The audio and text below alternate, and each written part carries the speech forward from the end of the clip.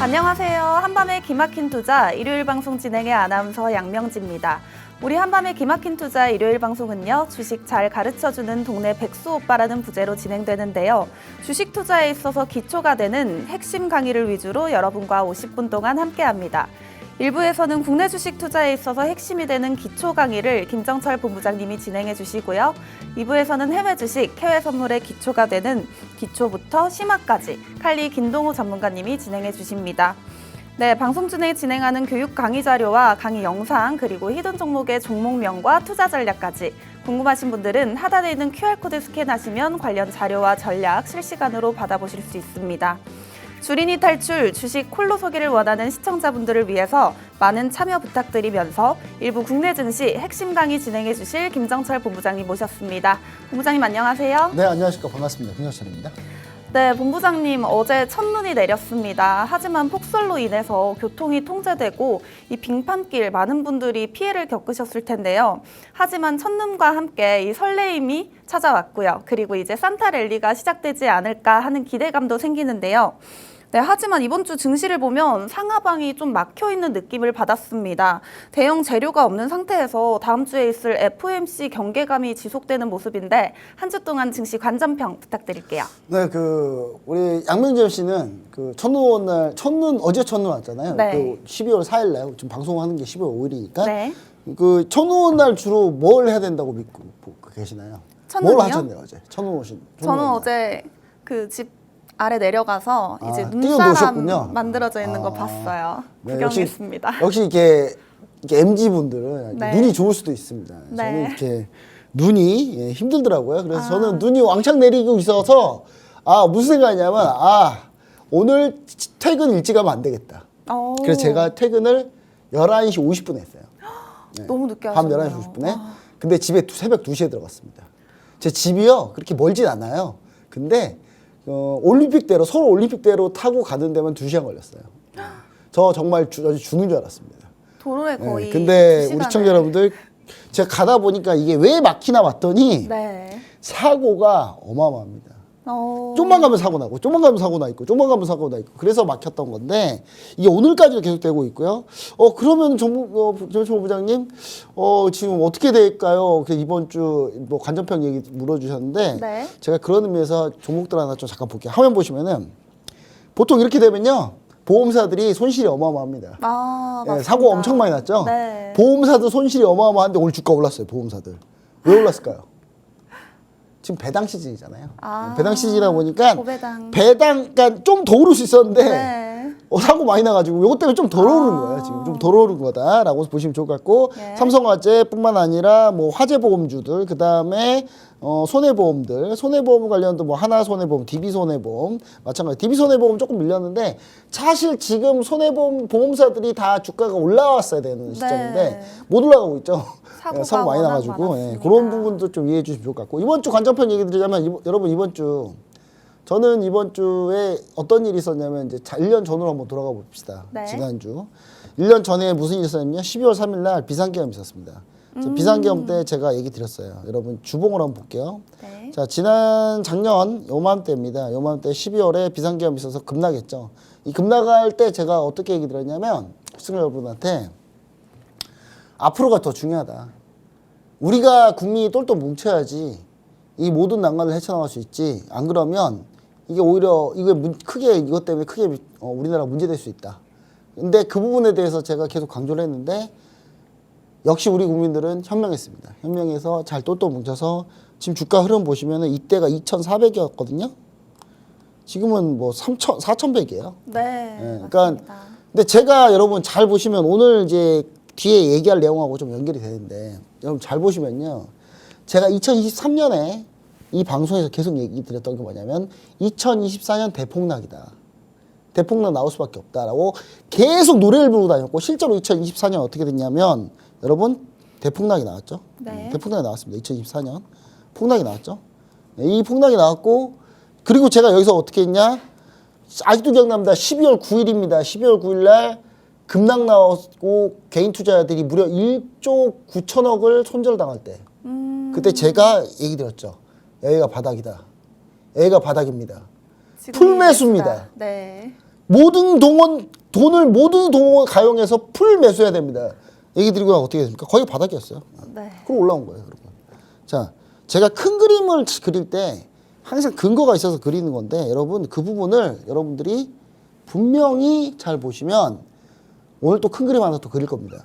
잘 보시면 좋을 것 같다. 얘기 네. 드리고요. 이번 주 관전평은 어떠냐면요. 시청자 여러분들 다 좋았어요. 그냥 좋았다고 보시면 돼요. 오. 왜냐하면 코스피가 4,100을 오늘 찍었잖아요. 다시. 네. 찍었다는 부분. 그 다음에 그동안 안 갔던 코스닥이 주 초반에 강했다가 주 후반에 약해졌는데 네. 이건 뭐냐면 형님 먼저 아우 먼저 아니 형님 먼저 아니 아우 먼저 양보하는 모습. 정말 좋은 그림이다. 네. 멀리 가려면 다 같이 간다.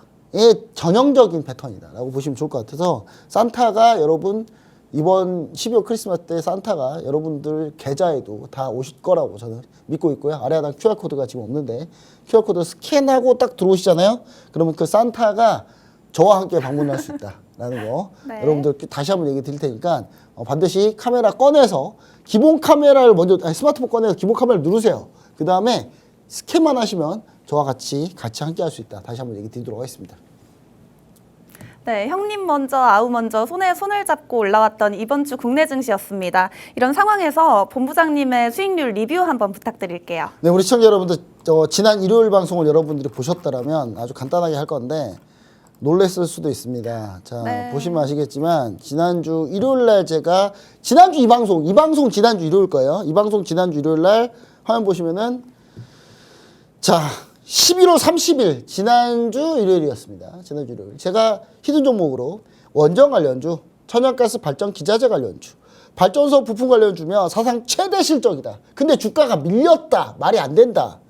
그리고 내년 미국 시장 진출 시 추가로 수주를 더 받을 텐데 이러면 수주 잔액만 2조 원이다.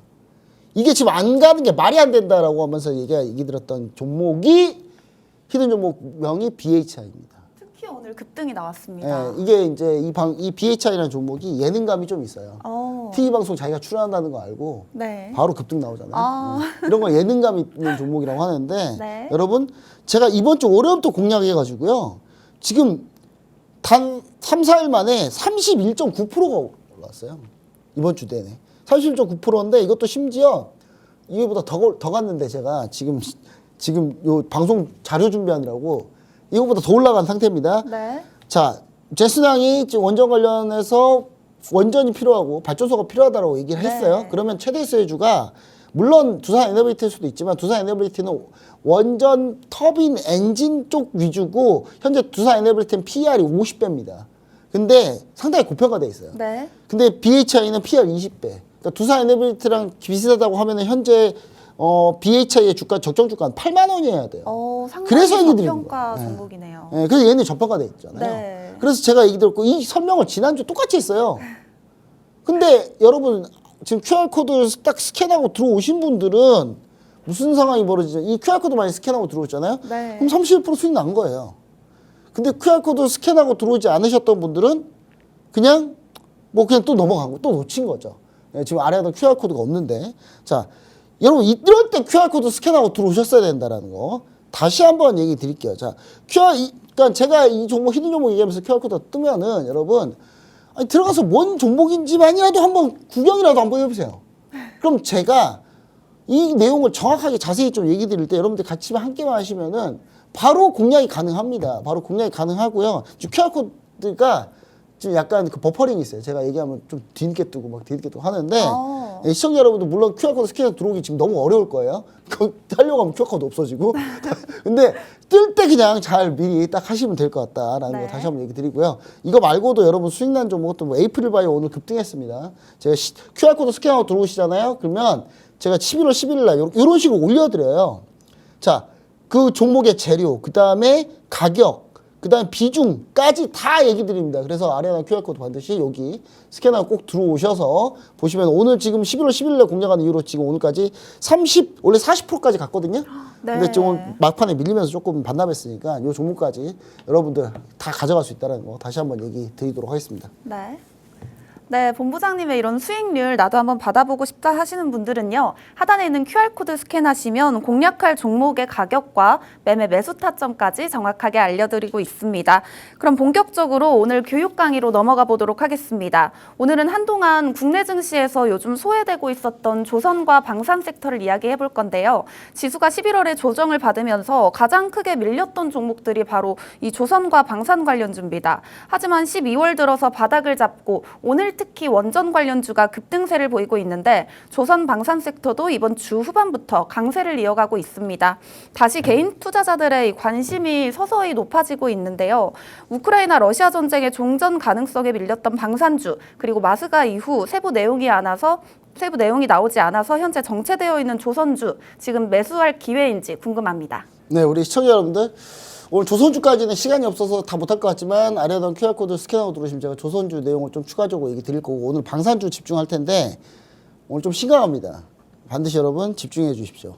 자, 이게 그것이 알고 싶땡이랑 나머지 다른 프로가 되면 그거보다 더 재밌을 거라고 확신합니다. 자, 요 QR코드 스캔해서 반드시 함께 하시고요. 네. 자, 화면 보시죠. 심도 있는 강의 부탁드릴게요. 전쟁을 준비해야 전쟁을 막는다. 당연한 겁니다. 네. 전쟁을 준비하지 않잖아요. 그럼 전쟁이 일어나요. 왜냐면 한쪽이 약하잖아요. 그럼 전쟁이 안 일어나겠습니까? 무조건 일어나지. 자, 제가 지금 집중하고 있는 포인트는 수바우키 회랑입니다. 수바우키 회랑. 수바우키 회랑이 어디죠? 자, 보시면은 현재 러시아하고 우크라이나의 종전 협상이 진행 중에 있고요. 얘가 우크라이나고 얘가 러시아인데 종전 협상 진행하고 있고 러시아가 이 정도 먹으려고 하고 있는데 우크라이나가 종전에 좀 수정해가지고 러시아한테 보냈어요. 근데 푸틴이 필요 없다. 나는 무조건 내 요구 조건 다 들어줘. 하고 다시 빠꾸시켰습니다. 자, 종전 될 거예요. 왜냐면 우크라이나가 못 버텨요. 우크라이나 못 버티기 때문에 종전 될 건데 지금 난리도 아닙니다. 이쪽 지금 여러분들 이거 지금 관심이 없는 거예요.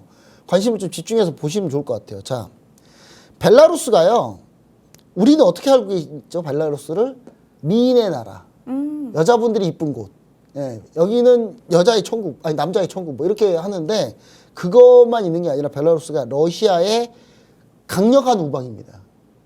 둘 다 이게 독재 정권 공산당이에요. 둘 다 공산당 독재 정권인데 러시아하고 벨라루스는 같다고 보시면 돼요. 자, 그리고 여기 보시면 칼리닝그라드라고 써져 있습니다. 칼리닝그라드. 여기에 벨라루스가 지나서 리투아니아를 지나면 칼리닝그라드가 있는데 여기가 어디 땅이냐면 이게 러시아 땅이에요. 러시아가 여기까지 있다 갑자기 이때 생뚱맞게 여기에 러시아가 또 있어요. 이 러시아가 뺏은 거거든요. 근데 자, 러시아는 이거 연결할 생각하고 있어요, 지금. 연결할 생각하고 있는데 연결을 하잖아요. 여기가 바로 수바우키 회랑입니다. 수바우키 회랑이고 러시아가 이 수바우키 회랑을 딱 잘라버리면 무슨 일이 벌어지냐. 칼리닝그라드를 합치면서 에스토니아, 라투비아, 리투아니아가 유럽의 지원을 전혀 받을 수 없는 그 심장입니다. 얘가. 여기를 잘라버리면 리투아니아, 라트비아, 에스토니아 전부 항복이에요. 근데 러시아가 여기 노리고 있어요, 지금. 전부 그럼 러시아 땅으로. 네, 전부 다 그냥 편입돼. 그러니까 에스토니아, 라트비아, 리투아니아는 이 폴란드와 접경돼 있는 이쪽 라인을 통과해야만 지원을 할 수 있거든요. 근데 여기를 잘라버리면 지원이 안 돼요. 여기 다 항복할 거예요, 바로. 근데 러시아가 이거 노리고 있고 폴란드가 우리나라에서 무기를 어마어마하게 샀죠. 네. 다 어디다 배치한지 아십니까? 다 여기다 배치해 있어요, 지금 싹 다. 여기에 거의 몰아져 있습니다, 여기. 자, 이게 왜 중요하냐? 러시아가 여기를 노리고 있는데 러시아가 설마 또 전쟁을 일으킬까요? 일으킨다니까요? 잘 보세요. 왜 그러는지. 자, 보여드리겠습니다. 러시아가 전쟁을 멈출 수 없는 이유입니다. 자, 여러분. 자, 우리 MC님. 네? 푸틴 대통령이 더 이상 자기가 이루고 만한 목표가 있을까요? 푸틴 대통령이 지금까지 러시아를 무려 20몇 년 동안 지금 집권해 있어요. 독재하고 네. 있어요. 이룰 게 있을까요? 더 이상 이룰 게 없어요. 그럼 뭘 이루고 싶을까요? 영토 확장? 공명심.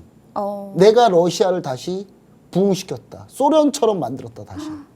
가고 싶겠죠? 네. 그럼 여기가 어딘데요? 여기 옛날 소련 땅이에요, 전부 다. 에스토니아, 라트비아, 리투아니아, 벨라루스, 우크라이나 다 옛날 소련이에요. 이걸 다 먹겠다는 거예요, 지금. 자, 그리고 자, 러시아는 지금 현재 전시경제 체제입니다. 전시경제 체제라는 건 뭐냐면 지금 전쟁을 위해서 모든 물자를 다 집중하고 있어요. 전시경제 체제인데 지금 러시아는요, 여러분 국방비 대비 GDP 예산에서 얼마 쓰는 줄 아십니까? 40% 씁니다. 우리나라가 몇 프로 쓰는데요? 우리나라 이제 3% 쓰는데. 전 세계 몇 프로 쓰는데 유럽 평균이 2%가 안 돼요. 네. GDP에 꼴랑 2%만 국방비로 쓰고 있었는데 러시아는 지금 40%를 때려붓고 있다고요. 매년.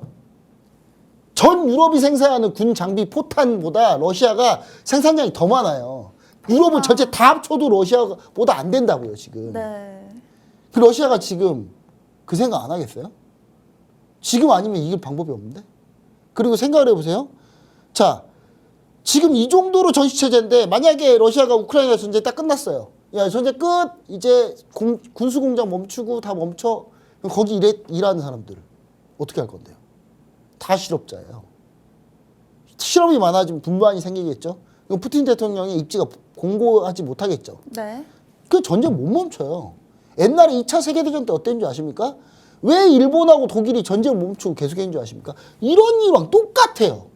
똑같다니까요? 그리고 또 뭡니까? 벨라루스가 친러시아 진영이죠. 이쪽 결속력은 엄청나게 좋습니다. 근데 나토는요, 결속력이 너무 안 좋아요. 나토 결속력이 안 좋은 거 하나 얘기 드릴까요? 자, 한번 보세요. 자, 최근에 러시아 유조선이 트르키 해안드론에 피격당했습니다. 그리고 러시아 유조선 피격당하고 막 이러고 있는데 루마니아가 같은 편인 우크라이나 해상드론을 격침시켜버렸어요. 왠 줄 아십니까? 자국 내 해상에서 우크라이나 해상드론이 왔다 갔다 하는데 거기에 러시아 유조선을 때리려고 하니까 그거 막은 거예요, 우크라이나가. 루마니아가. 왜 자국 내 해상에서는 하지 말라는 거예요. 네. 나토가 이거 거의 콩가루예요, 콩가루. 이런 러시아가 이걸 보고 있으면서 무슨 생각할까요? 쟤네 뭐 별거 없네. 야, 쟤네 치면 끝나겠는데? 이런 생각 안 할까요? 자, 보세요. 자, 이미 우크라이나 러시아 전쟁 중인데 러시아는 리투아니아, 라트비아, 에스토니아에다 계속 드론 날리고 항공기를 위협하고 있어요. 근데 이 나토 국가들이 대응이 안 돼요, 지금. 대응 자체가 안 된다고요. 폴란드 빼고는 아예 대응이 안 돼요. 사실 나토 국가에 덤빈다는 것은 미국을 포함한 건데 문제는 뭔지 아세요? 미국은 니들이 알아서 해. 네, 맞습니다. 그러니까 한마디로 러시아는 친러시아 결속이 엄청 좋은데 나토는 콩가루예요, 지금. 네. 그러니까 안 하겠냐고요, 러시아 전쟁을. 근데 여러분 이건 제 추측입니까? 아닙니다. 나토 사무총장이 최근에 러시아 스파이들 넣어가지고 공작해가지고 빼내온 기밀 문서에 따르면 2027년에 중국이 대만을 침공할 때 러시아는 나토를 공격할 걸로 이미 계획이 짜져 있는 문건을 입수했어요. 러시아에 스파이 심어가지고. 그 문건에 그렇게 나와 있어요. 러시아가 2027년에 나토 친다고. 나와 있다니까요? 그래가지고 지금 무슨 일이 벌어졌냐. 아니, 자, 시청자 여러분들. 자, 프랑스랑 독일이 무슨 바보입니까? 프랑스랑 독일이 무슨 바보 해가지고 지금 전쟁 준비하고 올까요, 지금? 프랑스 마크롱 대통령이 뭐라 그러는 줄 아십니까? 전국에 있는 전 병원 내년 1분기까지 전시에 대비한 계획을 다 제출하라고 했어요. 전쟁 직전이라고 보고 있어요, 지금. 그리고 독일도 지금 진진령 내리고 지금 난리가 났는데 러시아는 웃고 있죠. 왠지 아십니까? 자, 기사 보시죠. 스위스 여성 군복무 의무화 슈퍼리치 등 증세 국민투표 부결됐어요. 통과 못했어요. 지금 유럽 징병제 하고 있는데 독일이랑 프랑스 국민들이 이걸 따라주지 않고 있습니다. 왜냐면 설마 일어나겠어? 설마 일어나겠어? 제가 아까 얘기했죠. 전쟁을 준비해야 전쟁이 안 난다고. 네. 그렇죠. 전쟁 지금 심각해서 전쟁을 준비하려고 하는데 지금 전쟁이 국민들이 지금 전쟁을 안일하게 대응하고 있어요. 네. 자, 러시아가 여러분 제가 아까 서두에서 얘기해드렸죠. 제가 큰 그림 본 거 거의 안 틀렸다고 얘기해드렸죠. 2027년에 여러분 전쟁이 날 수밖에 없는 이유가 또 있습니다. 자, 어떤 보시죠. 걸까요? 한번. 자, 러시아 전쟁기 유출 내용이 어떤 내용이 있었냐면 1단계가 뭐냐면 나토의 대응 능력을 실험하겠다. 이미 리투아니아, 라트비아, 폴란드, 루마니아에 드론 보내고 전투기 보내서 계속 시험 중에 있어요. 그 다음 2단계가 선거가 있는 지역에 분쟁하겠다. 동료 국가들 계속 선거 개입하고 있죠. 최근에만 해도 조지아 선거 개입했어요. 네. 그리고 3단계 군비 집중으로 막대한 물량 확보. 지금 현재 이 3단계까지 다 하고 있어요. 이거 하나 남은 거예요. 이거 하나. 전쟁 계획에 요 내용이 대부분이에요. 근데 중국은요. 자, 2027년이 유력한 이유. 자, 2차 세계대전 직전에 무슨 일이 있었냐면 미국이 대공황을 맞습니다. 그리고 경제가 다 망가져요. 그러면서 내부 불만이 엄청나게 쏟아져 나옵니다. 각 나라들이. 그러면 그 내부 불만을 어떻게 합니까? 외부의 적으로 돌려요. 결집해가지고.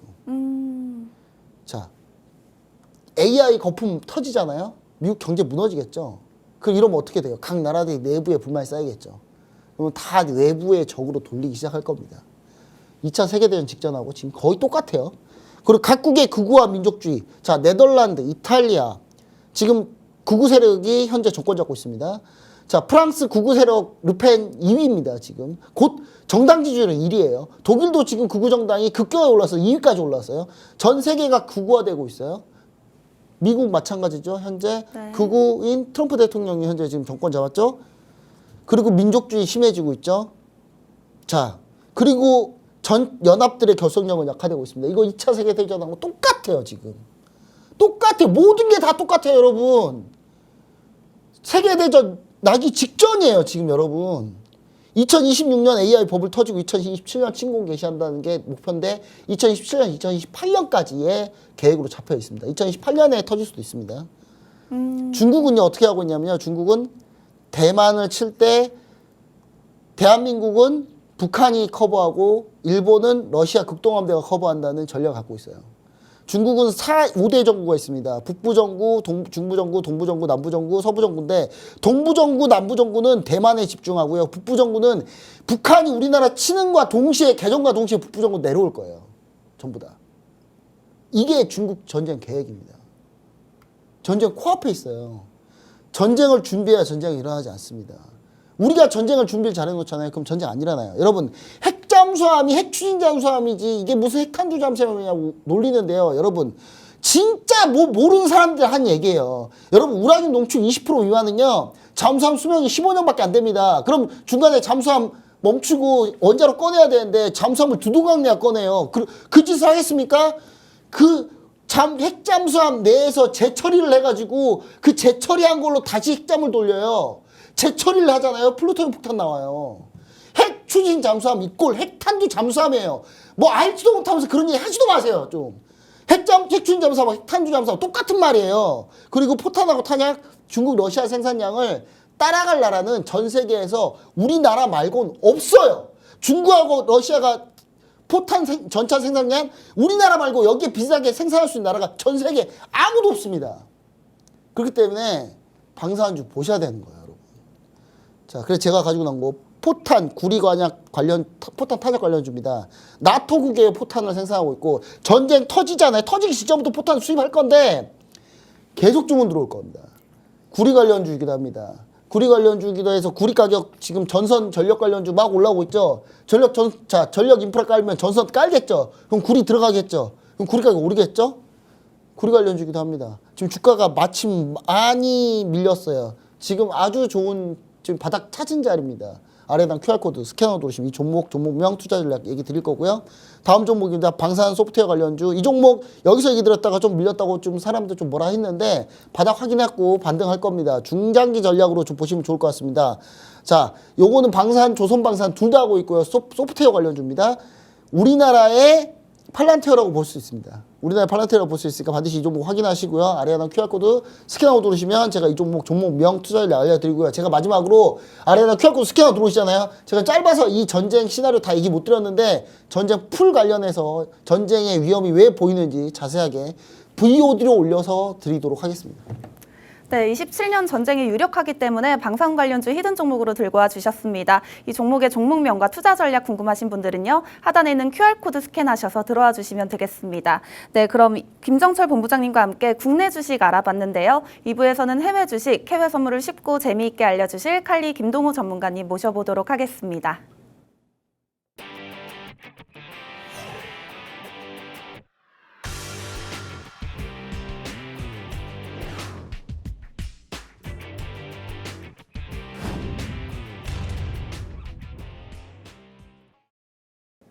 어렵게만 느껴지는 해외 주식, 원유, 골드, 나스닥 선물 등 상승과 하락 모두 수익을 낼 수 있는 투자의 대안이 되는 해외 선물을 쉽고 재미있게 알려주실 칼리 김동호 전문가님 모셨습니다.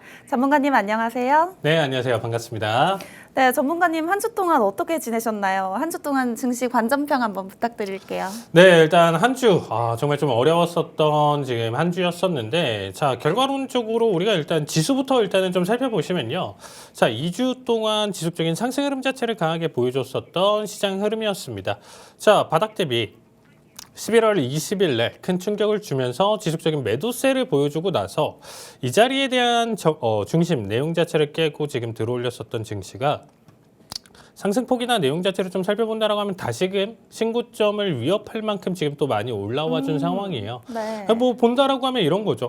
뭐 증시 흔들리고 지금 계속적으로 이제 좀 어지러운 내용들이 굉장히 좀 많았었는데 왜 여기까지 이렇게 또 계속 반등 흐름 자체 잘 가져가잖아. 그러면 전반적으로 수익 아니야라고 얘기하실 수가 있는데 네. 자, 이번 한 주 내용 자체만 본다라고 하면 꾸준한 상승이었지만 섹터 기준으로 본다라고 하면 좀 엇갈린 흐름 자체를 보여줬습니다. 그러니까 네. 좀 가는 종목은 가되 일단 좀 최근에 상승 흐름 자체를 좀 잘 보여줬었던 섹터라든지 이런 부분들에서 조정 자체를 좀 보여주고 있고 그리고 이제 섹터 전반적으로는 올랐지만 그 안에서도 어떤 부분은 이제 큰 폭의 낙폭을 보여줬었던 흐름 자체도 일단은 좀 갖춰졌었다라고 보시면 될 것 같아요. 네. 자, 특히나 이제 뭐 테슬라나 메타 같은 경우에 이제 상승 흐름 자체가 좀 뚜렷했었지만 네. 뭐 우리가 뭐 아시다시피 지금 현재 뭐 제미나이 이슈나 내용 자체로 구글 역시 하락을 보여줬었는데 나머지들까지도 지금 일단은 동반 상승을 오히려 또 못 보여줬어요. 그러니까 좀 네. 같이 푹 지금 일단 좀 조정을 살포시 받아주는 흐름이었다라고 보시면 될 것 같습니다.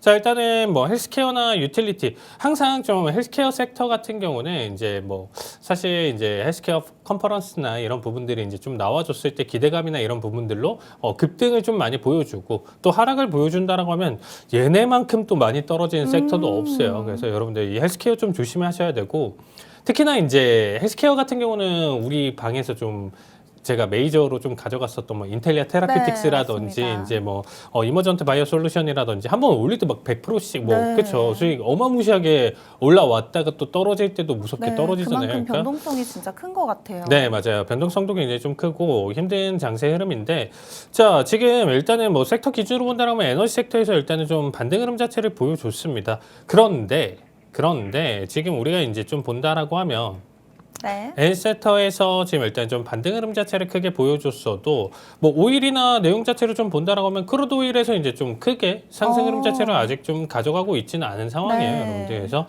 그럼에도 불구하고 섹터 반등이나 내용 자체는 좀 계절적인 리스크나 내용 자체, 뭐 계절 한정적으로 우리가 좀 바라볼 수 있거든요. 뭐 겨울이나 이런 부분들 같은 경우는 오일 말고 이제 뭐 천연가스라든지 이런 네. 식으로 난방에 대한 내용 자체까지 좀 같이 가져가기 때문에 네. 계절적으로 좀 올라가는 성향이나 내용 자체는 있다라고 보시면 될 것 같습니다.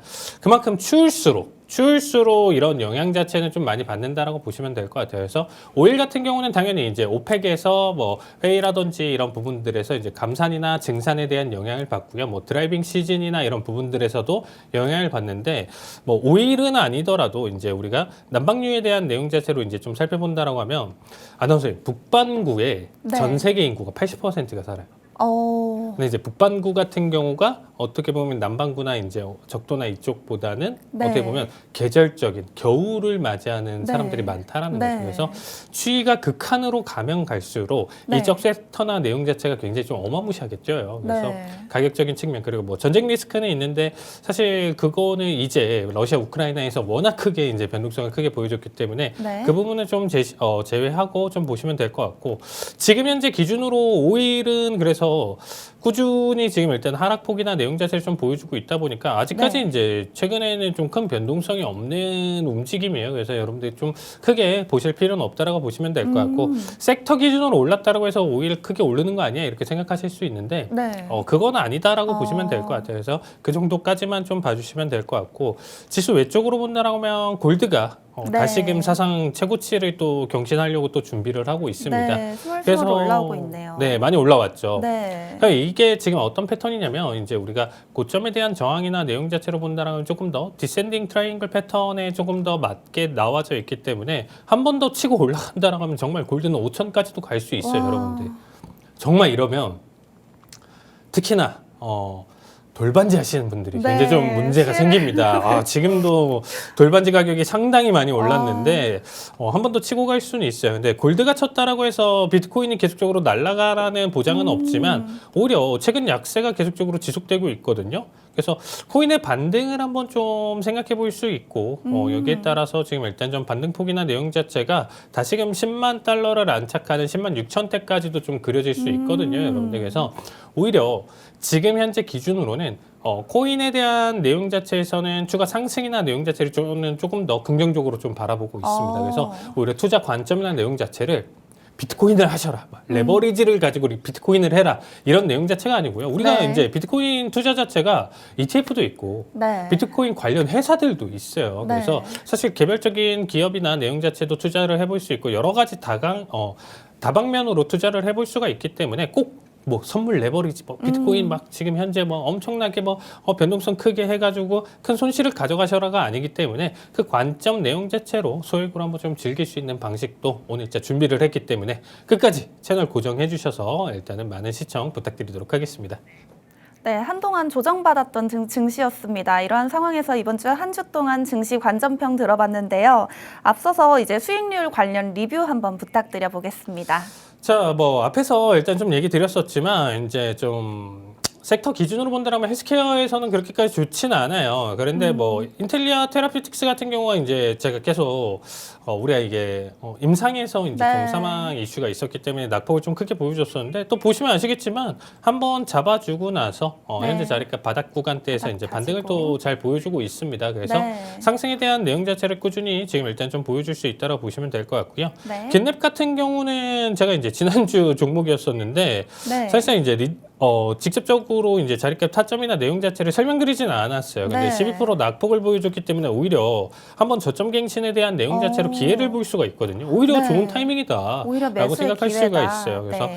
아직 AI에 대한 뚜렷한 조정이나 내용 자체가 이제 딥하지 않는다라고 하면 오히려 매수 기회다. 아나운서 정확하게 찝어주셨어요. 그렇죠? 네. 오히려 이 큰 하락 자체가 이 반등에 대한 내용 자체 우리가 수급이나 이런 부분들로 충분히 반등을 시킬 수 있는 요소이기 때문에 이 내용 자체는 지금 제가 계속적으로 좀 째려보고 있습니다. 그래서 지난주 종목이고 지이버너바 같은 경우는 지금 꾸준한 상승을 잘 보여주고 네. 있어요. 그래서 진입가 대비 기준으로 일단 좀 나쁘지는 않기 때문에 상승폭 내용 자체를 계속적으로 좀 바라볼 수 있다라고 보시면 될 것 같고요. 네.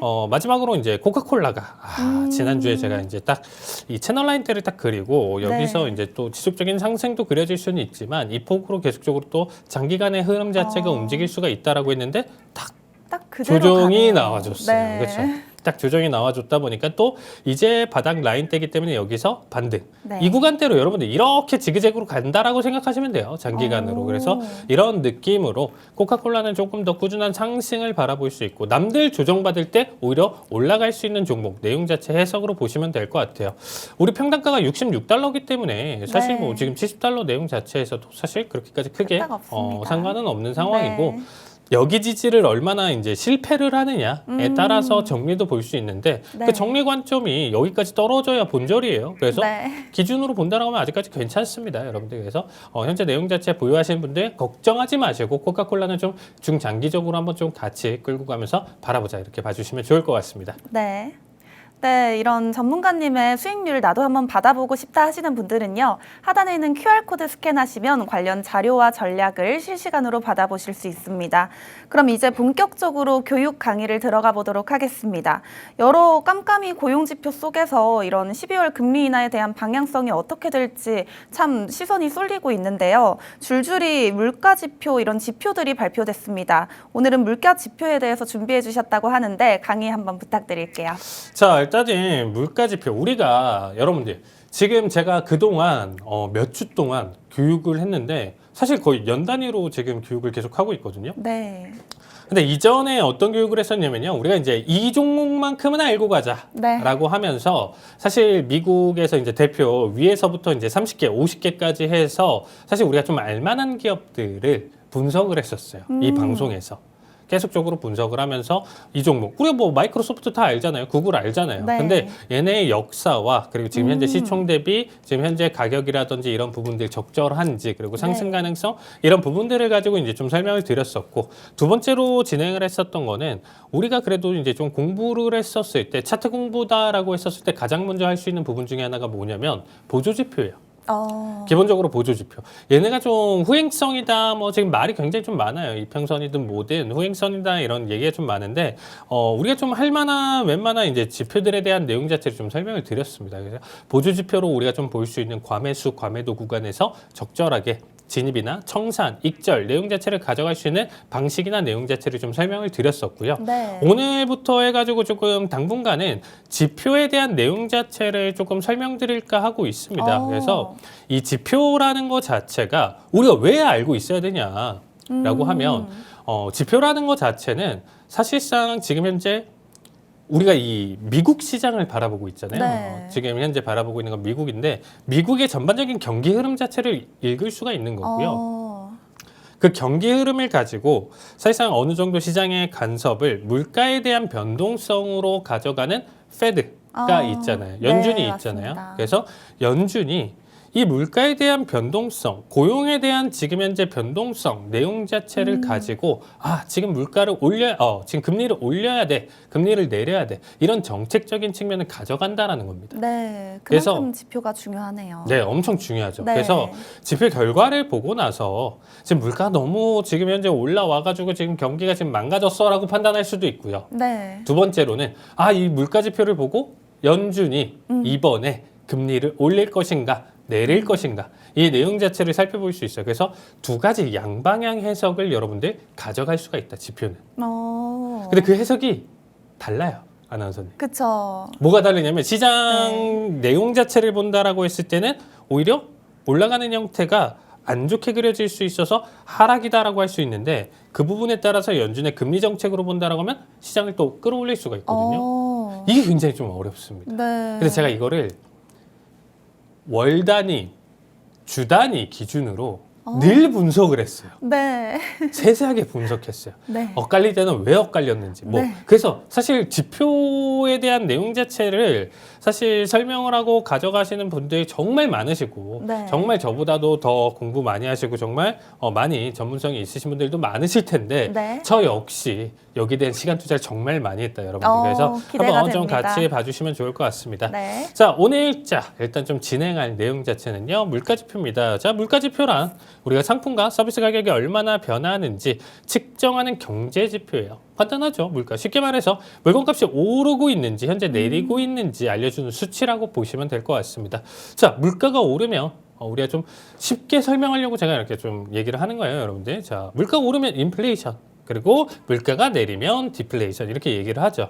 왜 중요하냐면 금리, 임금, 소비, 투자, 주식시장까지 경제 전체적인 의사결정에 영향을 끼치기 때문에 아까 설명드렸던 내용들을 여기서 지금 좀 담아두고 있습니다.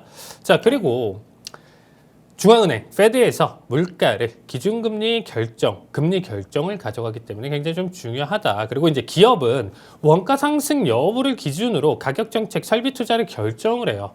올해 가장 뜨겁게 얘기를 나왔었던 게 뭐였었냐면요.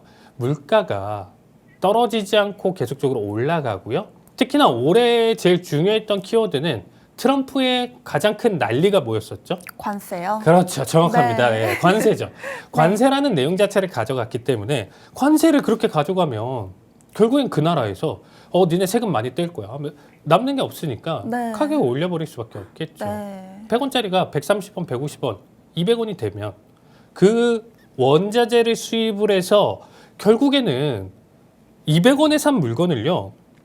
마트에서 판다라고 하더라도 네. 결국에는 상품 진열, 거기에 대한 임대값 모든 게 다 들어가잖아요. 인건비나. 네. 결국에는 그 내용 자체에서 200원짜리를 우리가 받아왔다라고 하면 250원에서 300원에 파는 게 우리 시장 내용 자체 정석인 거죠. 네, 따지고 맞습니다. 보면. 당연한 거잖아요. 네. 아나운서님이 무슨 장사를 하시는데 네. 만약에 200원에 샀는데 100원에 팔 거예요? 아니요.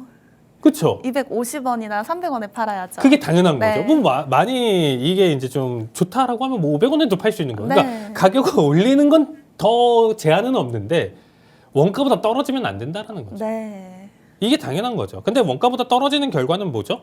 년 단위 기준으로 너무 많이 안 팔렸거나 결국에는 재고 소진으로 인해서 뭐 이런 부분들. 그래서 우리가 불프가 존재를 하는 거잖아요. 블랙 프라이데이가. 그래서 이럴 때 이제 좀 어떻게 보면 재고 처리 뭐 네. 이런 부분들로 앞에서 뭐 다른 걸로 막 80% 90% 상품들로 마진 많이 봤으니까 여기서 네. 좀 안 팔리는 거 좀 싸게 팔아가지고 정리하는 관점으로 이런 부분은 이제 좀 만들어질 수 있잖아요. 근데 일단은 가장 좀 중요했었던 내용 자체는 네. 기업이 올해 관세에 대한 내용 자체로 소비자로 전가를 했냐 안 했냐. 왜냐면 얘네도 손해보고는 계속적으로 있을 수는 없겠죠. 네. 한두 달은 괜찮아요. 근데 이게 연 단위 10년 이상 싸게 팔 수 있을까요, 여러분들? 안 된다라는 거예요. 당연한 거예요. 지금 현재 기준으로 관세에 대한 여파나 내용 자체에서 미리 그 부분에 대한 내용 자체로 사재기를 했었던 기업들이 그 부분에 대한 재고가 당연히 12월이 됐는데 바닥이 날 수밖에 없는 구조입니다.